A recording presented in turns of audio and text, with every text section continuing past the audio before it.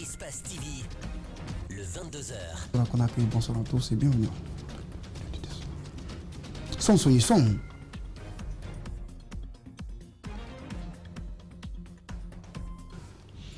Il est 22h à Conakry. Bonsoir à tous. Bienvenue à ce journal. À la une de l'actualité ce soir, fini la longue attente. Les Guinéens peuvent désormais se procurer des cartes d'identité nationale biométriques. Après le président de la République, le service est désormais ouvert à tous les citoyens et sur toute l'étendue du territoire national.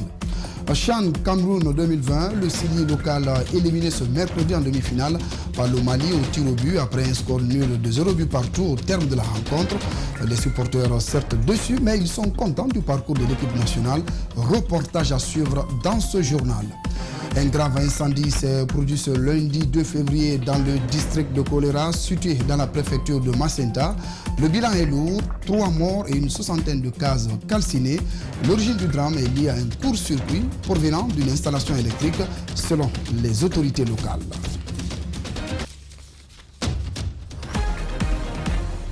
Nous sommes mercredi 3 février. Bonsoir à tous et soyez les bienvenus.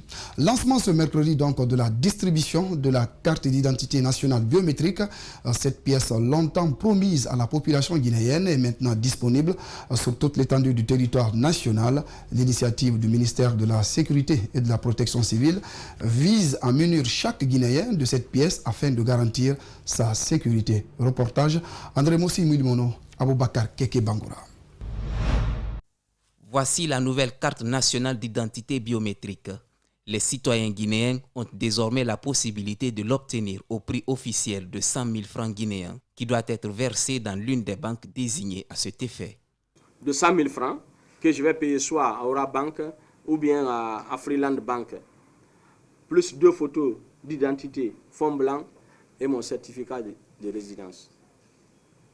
Au niveau de la police, c'est encore plus clair. Je vous ai dit que la procédure d'obtention de la nouvelle carte d'identité nationale biométrique, c'est 2 semaines. La durée. Si tu donnes 1 million à quelqu'un, tu dis qu'il va t'aider tout de suite, là, tu as jeté ton argent. Désormais, chaque Guinéen aura un numéro identifiant qui sera inscrit sur la carte d'identité biométrique. Plusieurs autres mesures de sécurité rendent cette pièce d'identité infalsifiable, selon le chef du projet. Il y a une photo qui apparaît directement, il y a une photo fantôme qui est là, et puis vous avez une puce où vos données personnelles sont déjà intégrées à l'intérieur. Et puis à côté, vous avez vu aussi le signal là, ça c'est la reconnaissance faciale. Donc c'est pour vous dire que tout est au niveau de la carte, le maximum de sécurité. Les informations, une fois enregistrées, seront logées dans la base de données du ministère de la Sécurité et ne feront objet de modification. Commissaire Paye Camara invite donc les populations à fournir les vraies informations les concernant lors de leur enregistrement. Les informations que vous donnez à l'état civil, c'est des informations qui seront téléchargées automatiquement dans la base de données de la police nationale. Nous, on ne pourra pas modifier ces informations que vous donnez déjà au niveau de l'état civil. Ces pièces d'identité sont à présent disponibles sur toute l'étendue du territoire guinéen. Le chef du projet demande aux populations de s'en procurer et aux détenteurs d'anciennes cartes de les faire remplacer au plus vite. L'actualité, c'est aussi le football. La Guinée vient d'être éliminée du championnat d'Afrique des Nations qui se joue au Cameroun. Le derby des voisins a tourné en faveur des Maliens qui l'ont emporté au tir au but. Vous l'avez déjà constaté, les supporters du Sili national n'ont pas pu rallier ce pays, mais à partir de la Guinée, ils soutiennent l'équipe nationale. C'est le cas notamment de Tierno Sadouba. Il a trouvé une idée tout à fait géniale de supporter l'équipe. Il a installé un écran derrière sa cour pour vivre en direct les matchs du Sili local. Supporters et journalistes se réunissent à Bomboli, en haute banlieue de la capitale, une fois que l'équipe nationale joue. Ce mercredi donc, Espace TV était de la partie pour le derby. C'est un reportage de Mamadou Ouiba Al-Senibari rendu par Mustapha. La rencontre aura tenu toutes ses promesses puisqu'il a fallu attendre les tirs au but pour départager les deux équipes. Au final, le Mali passe. C'est la volonté de Dieu, estime ce supporter. car c'est le meilleur joueur de la compétition qui aura raté le penalty. Vraiment, je ne peux que m'en réjouir au Tout-Puissant Allah, parce que Dieu avait voulu que réellement qu'on se limite là. Et réellement, j'ai vu que c'est le meilleur joueur même de la compétition qui a fait ça. Dieu avait voulu comme ça, depuis assez fort longtemps. Cet autre trouve que le parcours du Sidi national est honorable au regard des difficultés enregistrées pendant la préparation. Il garde espoir que la prochaine fois sera la bonne. Ainsi, on se remet en question. Oui, par rapport au parcours de l'équipe, parce que moi, personnellement, après les couacs de la préparation, je n'attendais pas l'équipe. Mais parce qu'on a tous vu la manière dont ils se sont préparés. Donc, je n'attendais pas beaucoup de l'équipe, mais après le premier match, voilà, j'ai dit que ce sont des jeunes qui ont un mental fort. C'est ce qui manquait aux joueurs guinéens, le mental. Maintenant, il faut qu'ils travaillent beaucoup plus sur le mental parce que le talent, ils en ont. On va revenir beaucoup plus fort, Inch'Allah. Comme en 2016, l'aventure s'arrête en demi-finale pour le Sili local. Sekouba Kamara, le spécialiste des pénaltys, entré à la place de Moussa Kamara à la 120e minute, n'aura pas sauvé le navire. Le Sidi local va disputer le match de classement et rentrer au pays. Ce supporter veut un accueil chaleureux pour les hommes de l'AP Bangoura. Et surtout, ils n'ont qu'à organiser pour les enfants là, pour les accueillir à l'aéroport international de Conakry. Je serai la première personne à venir attendre, même si c'est à 3 h du matin ou bien à 4 h du matin, je serai là pour encourager les enfants. Parce que si vous voyez les enfants là, on doit les encourager. Le prochain championnat d'Afrique des Nations aura lieu en 2022 en Algérie. Félicitations donc à l'équipe locale qui a certes éliminé mais qui a fait un parcours exceptionnel. Le ministre Boubacar Bari a passé le témoin ce mercredi à la nouvelle ministre du département du commerce. Lors de la passation de service, l'ancien ministre est revenu sur des acquis du département pendant les 2 dernières années. Mariam Massila, elle promet d'œuvrer pour la participation de la Guinée aux rencontres régionales, sous-régionales et internationales dans le cadre des échanges concernant les stratégies et les démarches à suivre pour un intérêt dans la zone de libre-échange. On fait le point avec Ali Badra Kamara et Haj Aliouba. Après avoir passé un peu plus de 2 ans à la tête du département du commerce, Boubacar Bari passe les témoins à l'ancienne directrice générale de la société guinéenne du palmier à huile, Sogipa. Dans la présentation du bilan, le désormais ministre conseiller à la présidence a rendu un hommage à l'ensemble des travailleurs du ministère du Commerce. Il salue l'effort de ses collaborateurs avec lesquels il se sépare avec plein d'émotion. Les réformes se sont articulées autour de la mise à niveau des statuts et cadres organiques du ministère, du renforcement des capacités de l'ANIPEX et de l'ONCQ, de la mise en circulation de la nouvelle carte biométrique de commerce et de l'opérationnalisation du guichet unique du commerce extérieur. Aujourd'hui, le marché guinéen reste confronté aux difficultés de la bonne qualité des produits destinés à la consommation. La nouvelle ministre compte dans les prochains jours s'investir pour débarrasser le marché de ces produits impropres à la consommation. Nous comptons également veiller sur la qualité des produits destinés au marché, à la consommation de nos braves populations.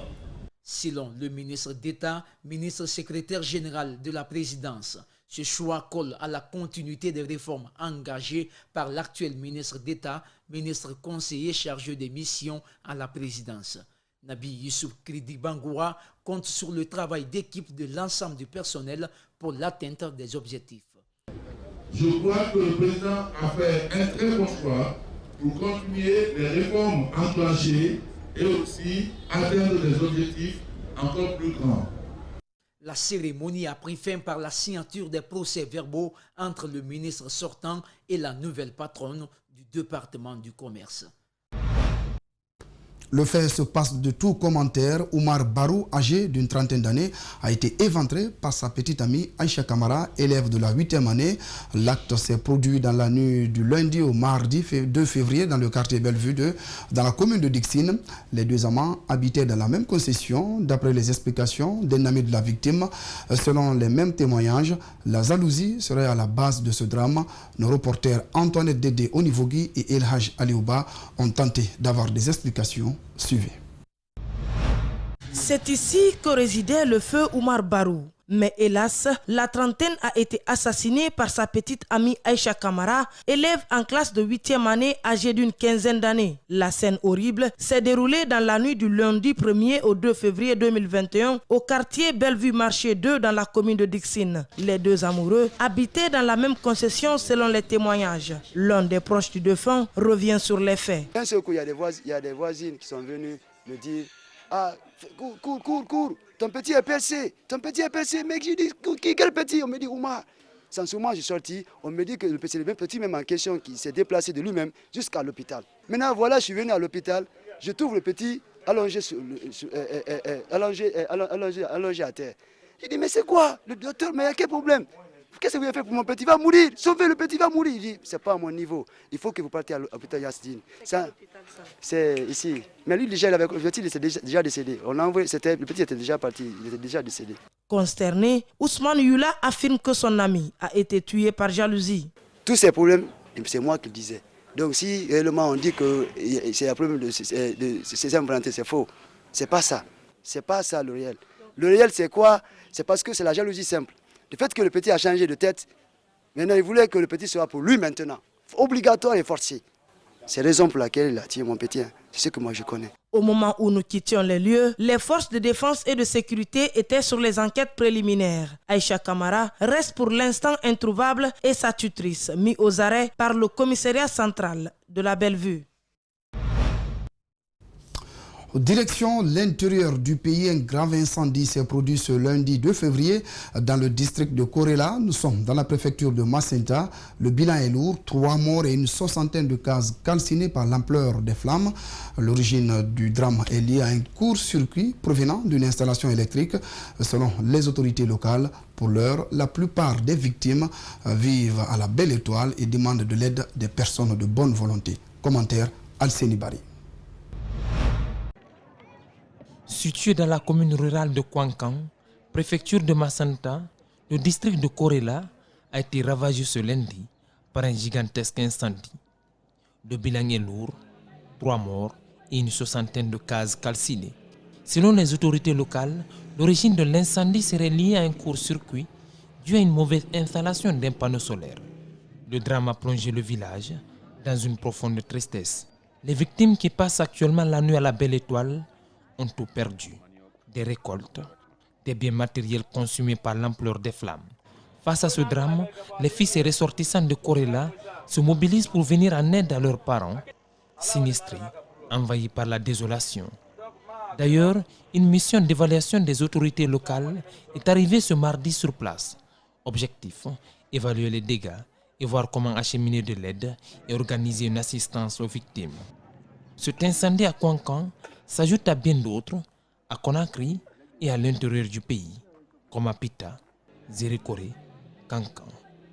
Là-bas aussi, on dénombre plusieurs dégâts matériels. Les jeunes constituent un vecteur de paix. Avec cette expression, des groupements sont formés dans des communes par le programme des Nations Unies pour le développement en collaboration avec le Fonds de consolidation de la paix et des acteurs de la société civile. L'objectif est de les amener à être indépendants et participer au développement local. Cette initiative a débuté au mois de novembre dernier. Explication, Djibril Ba, Thierno Sadouba. Des zones au taux de conflit élevé sont identifiées par des ONG locales appuyées par leurs partenaires. La finalité est approcher des jeunes et les faire occuper car ils sont considérés comme un maillon important dans la pérennisation des acquis de la paix. Actuellement, je ne suis pas à la maison, je travaille. Malgré le travail, peut-être le travail là, c'est honteux devant certaines, mais moi, ce n'est pas honteux devant moi. Parce que le travail m'a permis quand même d'être indépendante, d'être une fille responsable de moi-même. À Ratoma, 4 sites ont pu être implantés pour des opérations d'assainissement. Guilavogui est bénéficiaire des travaux à haute intensité de main-d'œuvre. Il devra suivre la prochaine étape et s'intégrer dans une activité génératrice de revenus dans son groupe. Je suis vraiment émotionné en fait de vous dire que vraiment, à partir de là, j'ai reçu beaucoup de choses, c'est-à-dire la formation, l'harmonie, comment s'approcher les uns et les autres. Aujourd'hui, je peux être maintenant un bon messager dans le quartier, un acteur de paix. Des Ratoma en passant par COSA et AFIA, des agents du PNUD et des acteurs de la société civile suivent de près les groupes. Ce constat sur le site s'achève par une prise de contact entre les parties prenantes. Le projet développé à Conakry n'est qu'un volet de ce grand projet qui se réalise à Conakry et à Zérekoré, a été accepté par le Fonds de consolidation de la paix pour contribuer à atténuer les conflits, surtout en période électorale en Guinée au cours de l'année 2020. Nous avons 150 jeunes qui doivent être accompagnés au niveau de la commune de Ratoma et 75 au niveau de Dixine. Pour cela, donc, comme vous avez suivi tout ce truc, il y a des sites qui ont été identifiés par les autorités communales, des sites qui doivent faire l'objet d'assainissement et de nettoyage. Déjà, l'esprit d'initiative personnelle caractérise chacun des jeunes. Ceci est gage de la paix et du développement local. On poursuit ce journal, examen de fin de cycle pour les étudiants médecins du centre de formation du cours de diplôme d'études spécialisées en ophtalmologie. C'est la 4e promotion de ce centre sous-régional au compte du diplôme d'études spécialisées dans ce domaine. Desso, Fabara Kone et Mohamed Aloussen Kamara signent ce reportage, mais rendu par Idrissa Bari. Suivez. Les étudiants du centre de formation du cours de diplôme d'études spécialisées en ophtalmologie viennent de boucler les examens de fin d'études. À l'occasion de ces examens, 10 étudiants de provenance de la sous-région francophone ont présenté leur mémoire et procédé à des séances de chirurgie pratique au sein du centre d'application Cadesso. Les examens se sont déroulés sous la supervision d'experts venus de la sous-région. C'est un centre de formation donc universitaire. Donc quand on dit centre de formation universitaire, on enseigne mais on soigne. L'enseignement est délivré par le personnel d'encadrement et également les gens qui viennent de l'extérieur pour donner quand même une note régionale, mais également faire bénéficier à la population guinéenne du savoir-faire donc de ces gens qui sont formés. Grâce à des équipements de dernière génération dont dispose le centre d'application Cadesso, les étudiants ont acquis des connaissances sur les pathologies oculaires et développer des compétences dans la pratique de la chirurgie oculaire. Et au cours de la formation, nous avons acquis l'aptitude de faire la chirurgie de la cataracte. Et d'apprendre également, à traiter, ou bien de faire du moins la chirurgie du glaucome.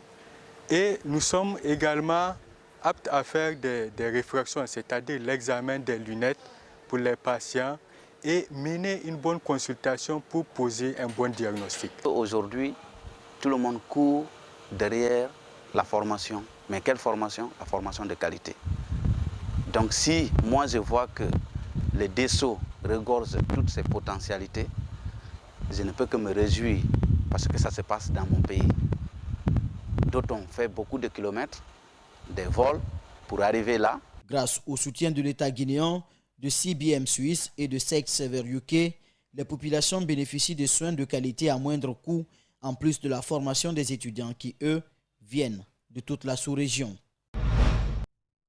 Cap à présent sur Mamo, la ville Carrefour clôture la semaine dernière de l'accord de partenariat entre l'Agence belge de développement Enabel et la Direction nationale des centres d'autonomisation et promotion des femmes. Au terme du dit accord qui s'inscrit dans le cadre de la riposte contre le coronavirus, Enabel a octroyé un important lot d'équipements et de consommables au centre de Kindia, Mamo et Pita, une façon de contribuer à l'autonomisation de la jeune féminine. On fait le point avec Alpha Mamoudou Bari, notre correspondant sur place. C'est un accord de partenariat spécifiquement dédié au centre d'autonomisation et promotion des femmes CAF de Kindia, Mamou et Pita. De l'apparition de cette pandémie dans notre pays, le gouvernement guinéen a fait appel à ses partenaires techniques et financiers, dont Enabel. C'est ainsi, au niveau d'Enabel, nous avons concocté dans cet appui une approche qui va permettre non seulement de protéger la population contre la pandémie, mais aussi de maintenir les emplois au niveau des centres d'autonomisation. Au cours de la mise en œuvre du dit accord, un total de 24 094 morceaux de savon et 36 872 masques recyclables ont été produits par les 3 CAF grâce à l'octroi d'un important lot d'équipements et de consommables par l'Agence belge de développement. Il s'agissait de produire et vendre ces masques à un prix abordable à la population afin de contribuer à la riposte de la pandémie. Et derrière tout ça, de contribuer aussi à l'insertion socio-professionnelle des filles qui sont en fin d'apprentissage. Dans l'ensemble des 3 préfectures, 87 filles ou femmes ont été formées dans des filières comme la saponification, la teinture ou encore la confection des masques recyclables. On a signé le contrat avec Enabel pendant 6 mois. Avec les 6 mois-là, ils ont envoyé des matériels. Ils nous ont accompagnés avec des matériels pour que les filles puissent faire leur formation. La restitution-là leur permettra maintenant de s'installer à leur propre compte pour qu'elles deviennent vraiment des femmes autonomes. Les bénéficiaires, qui sont des filles non scolarisées ou déscolarisées, certaines issues des familles à revenus très faibles, peuvent désormais exercer leurs propres activités avec le matériel qui a servi à leur formation. On nous a envoyé les matériels qu'on utilise, les équipements, les marmites, les bassines et les bassines en aluminium. On nous a tout donné aujourd'hui et on nous a donné les attestations aussi. Vraiment, on est content. Et c'est l'occasion pour nous aussi de lancer cet appel aux jeunes filles récipiendaires de ces satisfaits et qui ont suivi ces formations de se mettre à la tâche. Cet accord de partenariat aura permis la création de nouveaux emplois pour ainsi permettre aux bénéficiaires d'être non seulement utiles à elles-mêmes, mais également à leur famille. Terminons ce journal par la rubrique L'angle de la rédaction. L'implantation de la radio Espace FM à Kindia est un ouf de soulagement pour la population de Kania. Ce médium de proximité est accueilli avec joie par les différentes couches socio-professionnelles. Les auditeurs apprécient déjà le contenu des programmes diffusés qui relatent leur quotidien. L'angle de la rédaction est signé ce soir par Malik Sandiana Kamara, Aboubakar Silla, Mohamed Aloussen Kamara.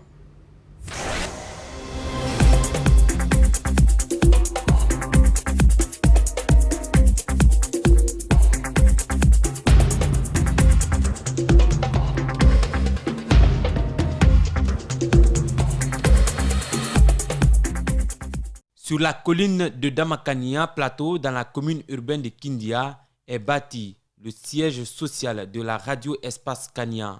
Ce bâtiment flambant neuf, décoré aux couleurs d'Adafo Media, est une propriété exclusive de la dite entreprise. L'objectif de son PDG, Lamine Girassi, est de créer un meilleur cadre de travail du personnel. Équipé de matériel de dernière technologie, Espace FM Kania a été lancé le vendredi 24 janvier 2020. La jeune équipe dirigée par Moussa Campos Souma s'est mise au travail pour mettre en œuvre des stratégies afin d'occuper la première place dans l'espace médiatique à Kindia. On fait des enquêtes, on a sondé quelques-uns et d'ailleurs c'est le lieu de remercier la direction générale d'avoir accepté en tout cas cette grille provisoire qui a été acceptée à 99%. Et puis cette grille d'ailleurs, elle est faite par rapport, c'est-à-dire aux réalités de ce qui va se passer ici à Kindia. Donc on a pensé à tout. Vous aurez en tout cas les auditeurs de Kindia auront des surprises, auront des bonnes émissions, de défoulement, en tout cas qu'elles soient politiques, qu'elles soient sportives ou culturelles. J'avoue que franchement, c'est une grille qui a été élaborée avec le concours de tout un chacun. Et d'ailleurs, cette grille, je le disais tantôt, elle a été acceptée par la direction générale du groupe Adafo Media. Kindia est une ville cosmopolite. Cependant, la vision de la radio Espace Kania est de se tailler une place de choix dans le cœur de la population sans aucune distinction. À travers un sondage d'identification des besoins des citoyens, la direction a pu adopter une stratégie. Elle consiste à produire des émissions et éditions dans les langues locales.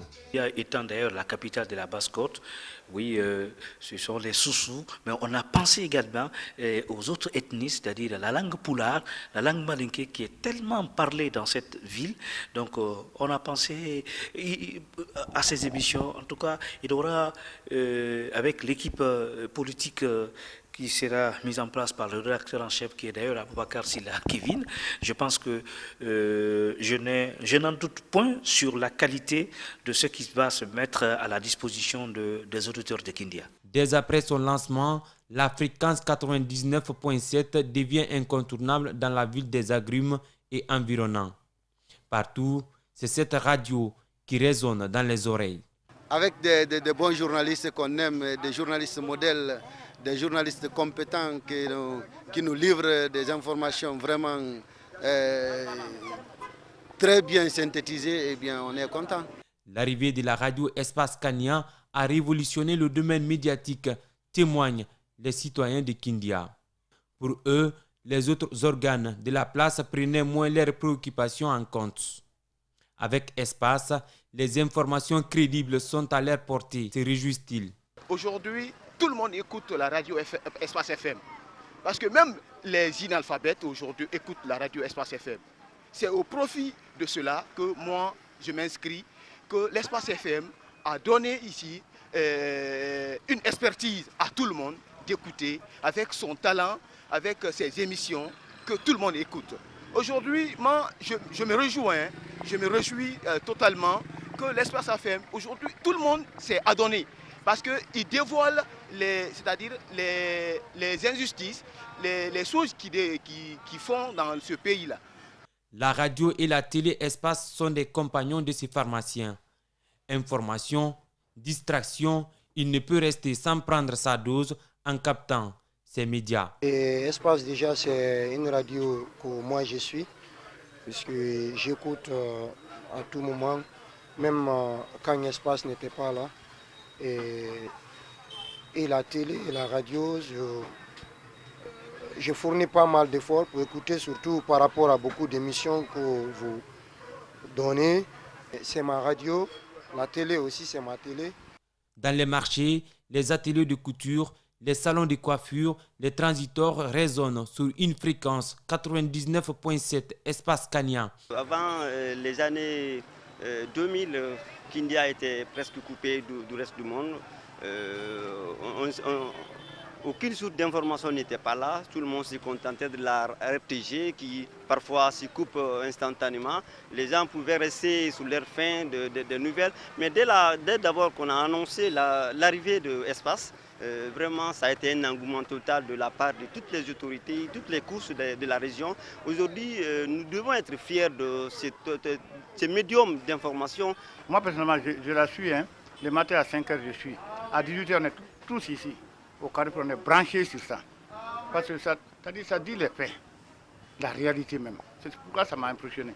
C'est un contre-pouvoir, la radio. Et cette radio Espace-là joue justement ce rôle-là. C'est ce qui fait que moi c'est ce que je suis. À chaque 18h, tout le monde est là. On a des radios ici. Le doyen est là, Dr Fodé Moussa. On suit vraiment, on est impressionné, on est content vraiment. Espace FM Kania est une filiale de l'entreprise médiatique Adjadaloba Fofana, Adafo Media. Son PDG, Lamine Girassi, dans sa vision de couvrir tout le pays, s'est déjà implanté à Boké, Labé, Zérikori et Kankan. Voilà la radio Espace du groupe Adafo Média, de plus en plus proche des citoyens. C'est la fin de ce journal réalisé par Mamadou Kalisso. Merci pour votre aimable attention. Ce journal est à retrouver sur notre site espacetvguinée.info. À toutes et à tous, excellente soirée. Je vous retrouve demain au compte du 22h pour d'autres informations. Bonne soirée à tous.